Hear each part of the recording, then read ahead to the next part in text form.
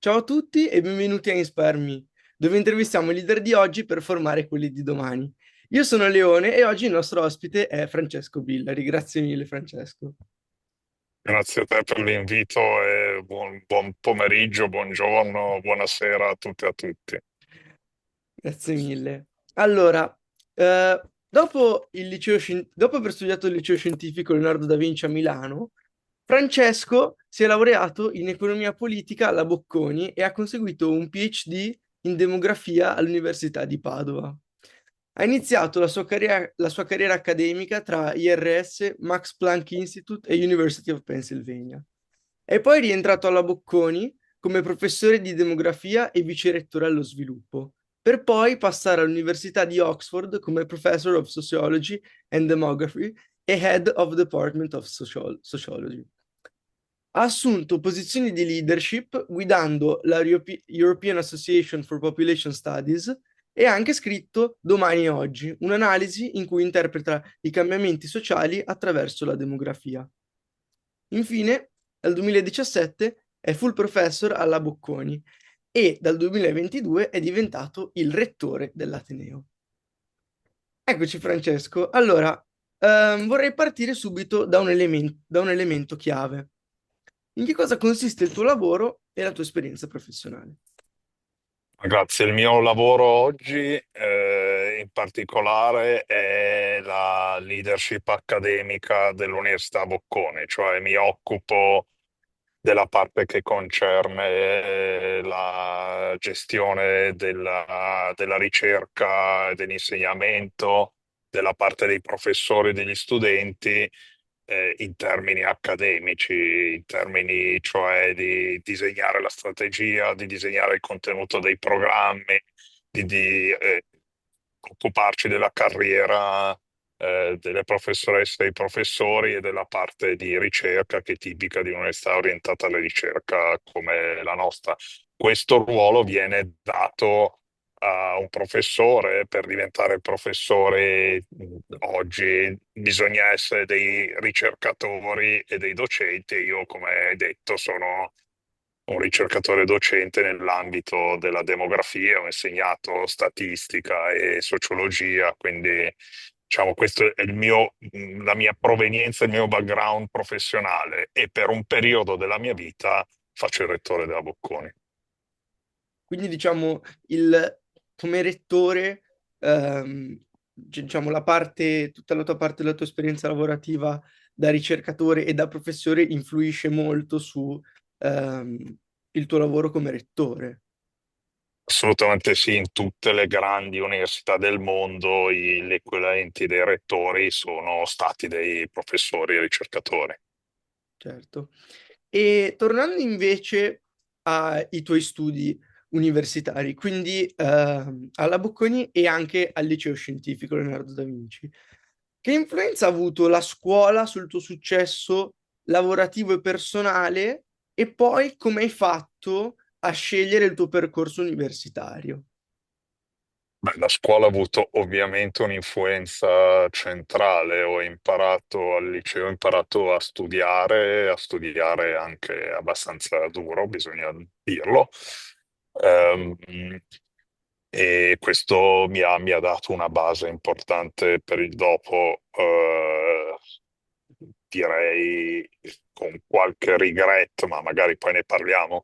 Eh, Poi magari arrivo al momento della scelta. Al momento della scelta, in realtà, una delle caratteristiche di quel tipo di scuola è che non conosci tutte le materie che costituiscono il pane di molte delle università. Quindi, per esempio, economia che ho scelto non era una materia conosciuta.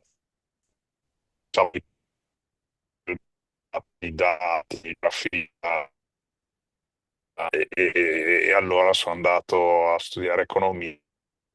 Volevo andare, scusami, a lavorare in un'organizzazione internazionale, alle Nazioni Unite, per esempio, per dare il mio contributo per il mondo e magari girare il mondo. Ecco, questo era. Quindi ho scelto per fare un percorso che è stato poi un po' diverso da quello che ho fatto, però in quel momento ho pensato che scegliere di studiare economia in Bocconi mi lasciasse molte opzioni aperte, e per questo l'ho scelto.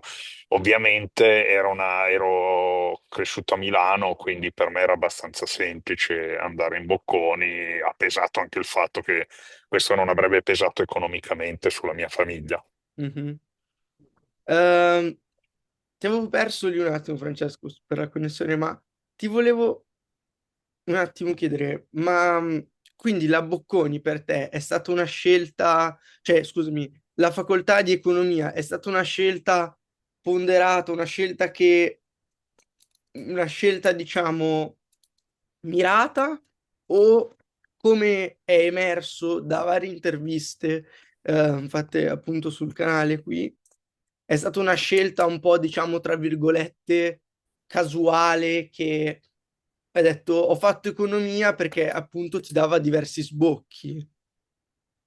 No, devo dire, ho fatto economia perché mi dava diversi sbocchi, ma è stata ponderata. Mi sono Eh, messo a studiare, a leggere qualcosa.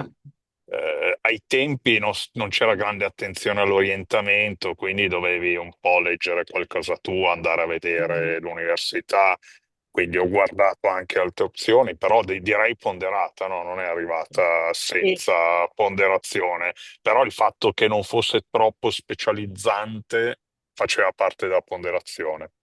e consiglieresti ai giovani di oggi di scegliere già un percorso molto specializzato o di tenere le scelte un po' più aperte quando si iscrivono all'università?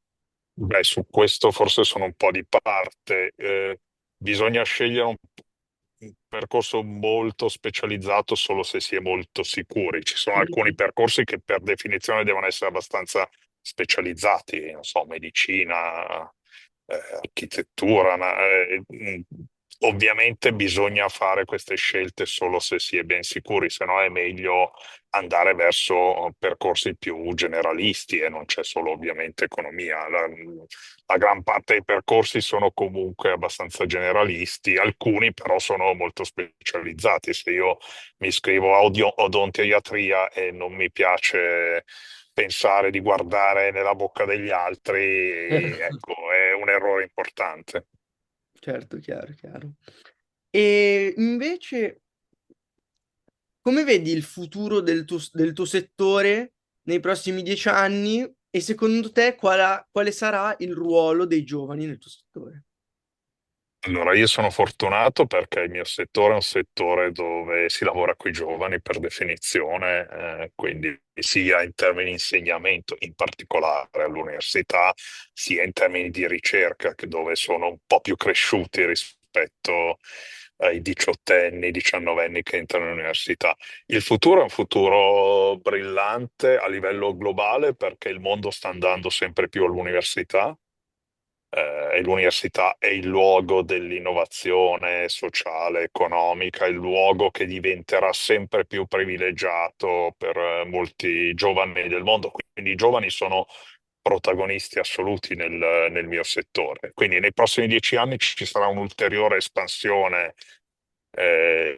dell'importanza delle università e devo dire, malgrado ci sia qualche evento di attacco contro le università che arriva in modo un po' sorprendente, visto che molte delle innovazioni che abbiamo o che hanno migliorato la nostra vita arrivano dal sistema universitario. Quindi è un futuro brillante che dipende totalmente dai giovani e nel quale i giovani saranno protagonisti.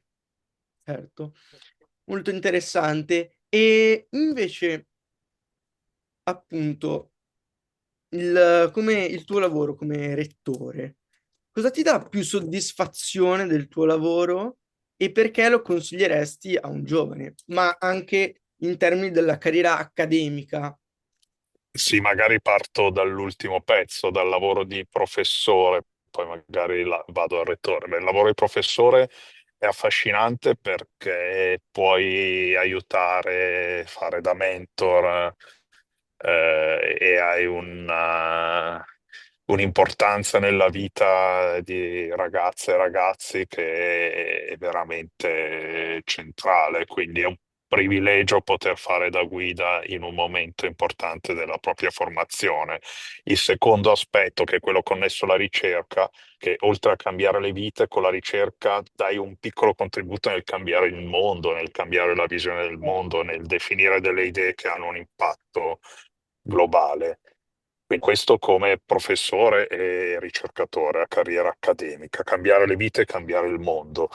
Facendo il rettore, che diciamo è una sottoinsieme molto particolare dei professori, ha il privilegio di aiutare a guidare un'istituzione che ha come scopo questo di migliorare le vite e migliorare il mondo, e ha tante persone che lavorano per questo scopo.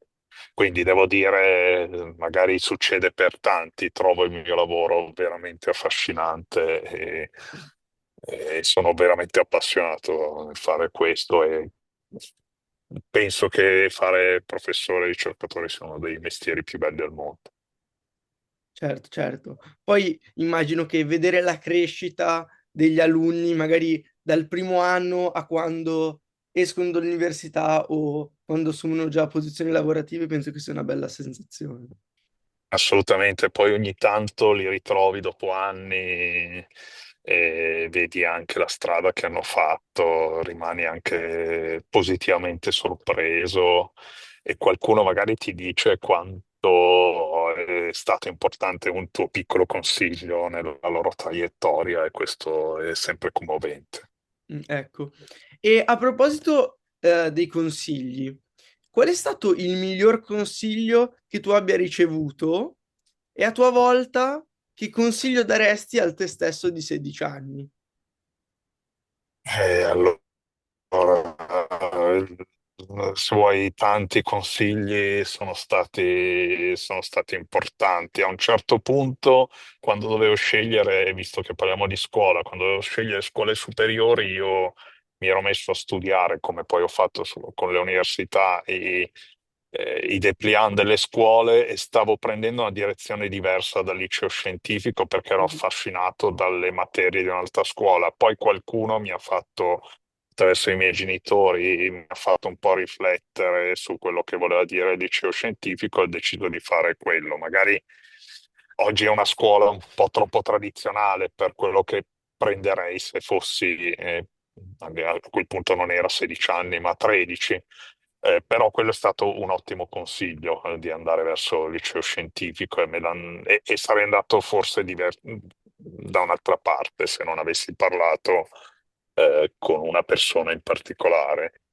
E a me, se io tornassi il me a 16 anni, direi viaggia di più, gira di più, perché poi è un periodo in cui puoi farlo e devi farlo ancora di più. Quindi viaggiare. Certo. E di essere un po' più spensierati, ecco. Esatto. Carpe diem, ma facendo cose che poi ti lasceranno qualcosa. Ecco. E allora ti ringrazio veramente tanto per questi ottimi consigli, questa tua ottima prospettiva e buona giornata, grazie mille. Grazie a te, Leone. Grazie Grazie a mille, tutti quelli che ci hanno seguito. grazie. Ciao, buona giornata.